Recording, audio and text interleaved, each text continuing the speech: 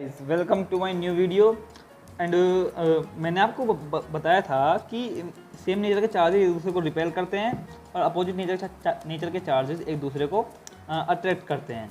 ठीक है, अट्रैक्शन और रिपल्सन दोनों एक फोर्स के टाइप हैं। उस फोर्स को इलेक्ट्रिक फोर्स कहते हैं और यह फोर्स वैक्यूम और या फिर किसी मीडियम में दोनों में लगता है। ठीक है, तो अभी तक हमने ये बात की है कि यार फोर्स दो चार्ज बॉडीज एक दूसरे से कुछ डिस्टेंस पर रखी होंगी तो उनके बीच फोर्स लगेगा, लेकिन मैंने आपको ये तो बताया ही नहीं कि यार उसकी डायरेक्शन कैसे होगी और वो कितना होगा, उसका मैग्नीट्यूड कितना होगा, उसकी डायरेक्शन क्या होगी।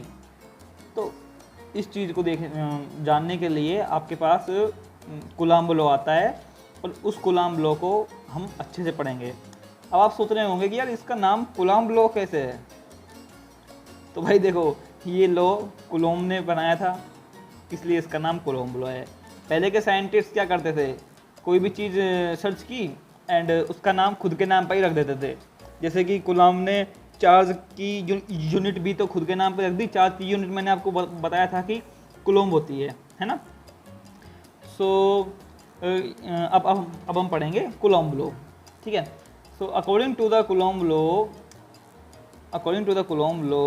the force between 2 point charges is directly proportional to the magnitude of the product of the charges and inversely proportional to the square of the distance between the charges and act along the line joining।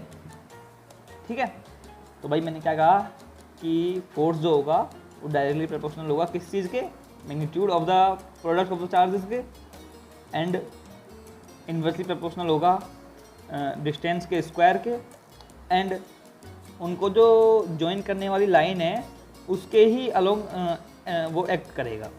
ठीक है, so according to the Coulomb's law F is directly proportional to mod Q1 Q2। F क्या है, उन दोनों के बीच लगने वाले force का मैग्नीट्यूड है।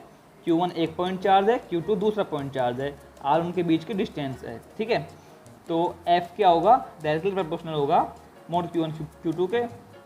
सेकंड स्टेटमेंट के हिसाब से F डायरेक्टली प्रोपोर्शनल होगा 1/r² के। ठीक है, और यदि हम दोनों को कंबाइन करके लिखते हैं तो F directly proportional to mod Q1 Q2/r²। अच्छा, डायरेक्टली प्रोपोर्शनल वाले साइन को अगर इक्वलिटी में चेंज करते हैं तो आपको पता होगा कि यार एक कांस्टेंट आ जाता है। ठीक है, तो F is equals to K Q1 Q2/r²। Q1 Q2 ध्यान रखना मैग्नीट्यूड है ना। अच्छा, तो K क्या है, K कांस्टेंट है, इसकी जो वैल्यू होती है वो 9 × 10⁹ होती है ना। अभी के लिए आप इसको याद रख लो। और K की जो K को हम लिखते हैं 1/4πε0।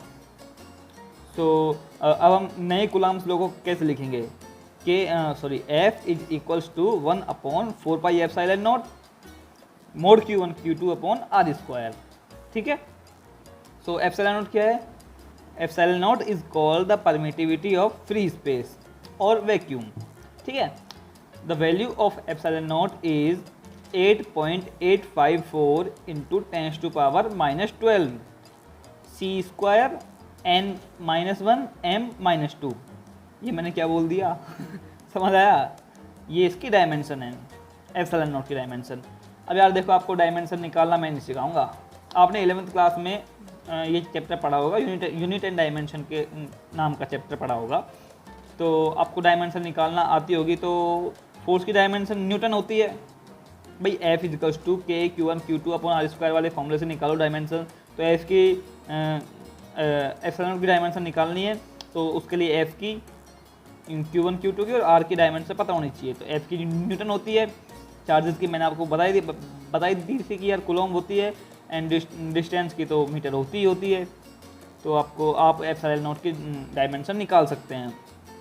तो गाइस, इस वीडियो में इतना ही, और अगली वीडियो में हम बात करेंगे कि यार इस फोर्स की डायरेक्शन जो है वो किधर होगी, कैसे होगी। ठीक है, कूलम्ब लॉ के ही नेक्स्ट पार्ट के बारे में हम बात करने वाले हैं। तब तक के लिए बाय बाय, टेक केयर।